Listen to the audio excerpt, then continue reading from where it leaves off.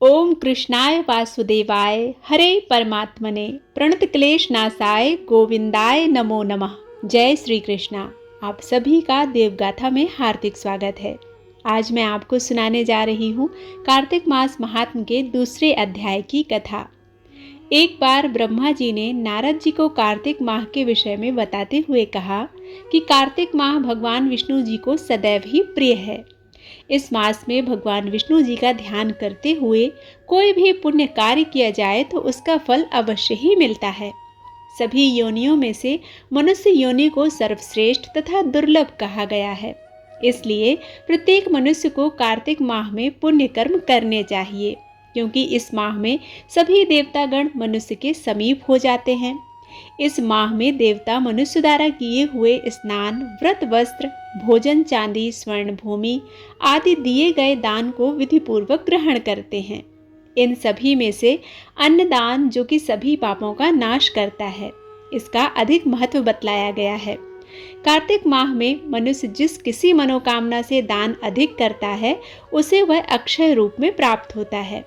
यदि कोई मनुष्य दान देने में असमर्थ हो तो उसे कार्तिक मास में प्रतिदिन भगवान के नामों का स्मरण करना चाहिए और गंगा जी में स्नान करते हुए कार्तिक माह की कथा पढ़नी या सुननी चाहिए। ऐसा करने से भी मनुष्य पुण्य का भागी बनता है। इस माह में भगवान को प्रसन्न करने के लिए किसी भी मंदिर में भजन कीर्तन करना चाहिए, स्वयं दीपदान करना चाहिए और दूसरे के दीपक की रक्षा भी करनी चाहिए। भगवान का सार रूप तथा मोक्ष पद प्राप्त करने के लिए तुलसी और आंवले के वृक्ष को भगवत स्वरूप मानकर उनका पूजन करना चाहिए।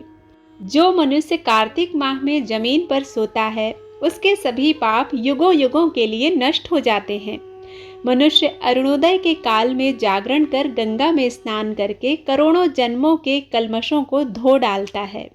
गोविंद गोविंद हरे मुरारे, गोविंद गोविंद मुकुंद कृष्ण, गोविंद गोविंद रथांगपाणे, गोविंद दामोदर माधवेति। कार्तिक माह में प्रतिदिन इस प्रकार भगवान का कीर्तन करें। कार्तिक माह में गीता जी का पाठ करने से बड़ा कोई पुण्य नहीं है। 7 समुद्रों तक की पृथ्वी को दान करके जो फल प्राप्त होता है, वही फल कार्तिक माह में स्नान व दान का है। कार्तिक माह में अन्न दान को सर्वश्रेष्ठ कहा गया है, क्योंकि यह संसार अन्न के आधार पर ही जीवित रहता है। पिछले अध्याय में आपने सुना सत्यभामा भगवान श्री कृष्ण से अपने पूर्व जन्म की कथा सुन रही हैं। आइए अब इसके आगे की कथा का रसपान करते हैं। भगवान श्री कृष्ण आगे कहते हैं, हे प्रिय, जब गुणवती को राक्षस द्वारा अपने पति और पिता के मारे जाने का समाचार मिला तो वह विलाप करने लगी। हे नाथ, हे पिता, मुझको त्याग कर तुम कहाँ चले गए? मैं अकेली स्त्री तुम्हारे बिना अब क्या करूं? अब मेरे भोजन, वस्त्र आदि की व्यवस्था कौन करेगा? घर में प्रेम पूर्वक मेरा पालन पोषण कौन करेगा? मैं कुछ भी नहीं कर सकती। मुझ विधवा की कौन रक्षा करेगा? मैं कहाँ जाऊं? मेरे पास तो अब कोई ठिकाना भी नहीं है। इस प्रकार विलाप करते हुए गुणवती चक्कर खाकर धरती पर गिर पड़ी और बेहोश हो गई। बहुत देर बाद जब उसे होश आया तो वह पहले की ही भांति करुण विलाप करते हुए शोक सागर में डूब गई। कुछ समय के पश्चात जब वह संभली तो उसे ध्यान आया कि पिता और पति की मृत्यु के बाद मुझे उनकी क्रिया करनी चाहिए, जिससे उनकी गति हो सके। इसलिए उसने अपने घर का सारा सामान बेच दिया और उससे प्राप्त धन से उसने अपने पिता और पति का श्राद्ध आदि कर्म किया। तत्पश्चात वह उसी नगर में रहते हुए 8 प्रहर भगवान विष्णु की भक्ति करने लगी। उसने मृत्यु पर्यंत तक नियम पूर्वक सभी एकादशियों का व्रत और कार्तिक महीने में उपवास और व्रत किए।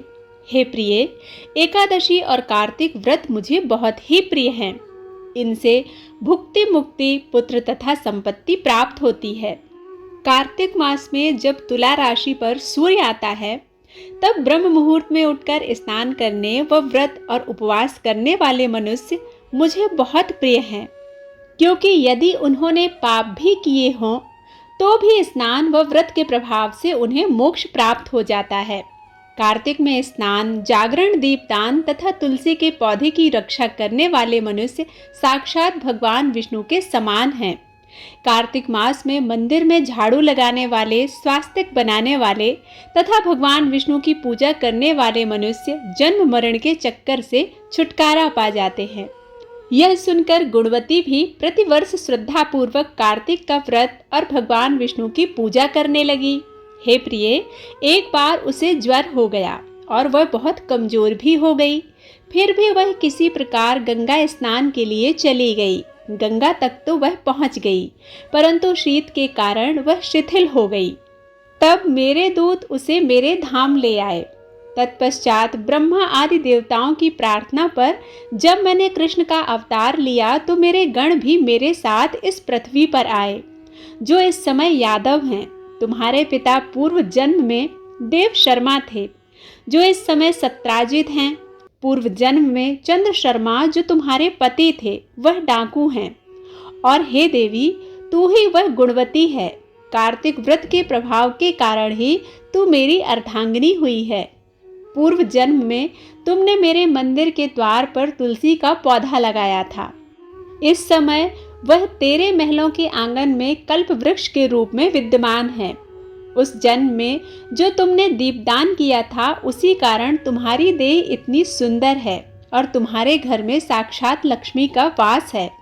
चूंकि तुमने पूर्व जन्म में अपने सभी व्रतों का फल पति स्वरूप विष्णु को अर्पित किया था, उसी के प्रभाव से इस जन्म में तुम मेरी प्रिय पत्नी हो।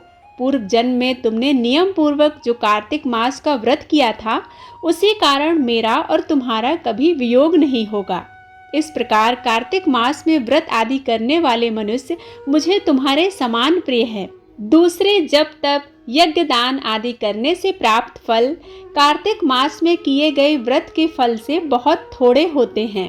अर्थात कार्तिक मास के व्रतों का 16वां भाग भी नहीं होता है। इस प्रकार सत्यभामा भगवान श्री कृष्ण के मुख से अपने पूर्व जन्म के पुण्य का प्रभाव सुनकर बहुत प्रसन्न हुई। आगे आने वाले वीडियो में तीसरे अध्याय की कथा सुनाई जाएगी। आप उस कथा को भी जरूर सुनिएगा। मिलती हूँ तीसरे अध्याय के साथ। तब तक के लिए जय श्री कृष्णा। राधे राधे।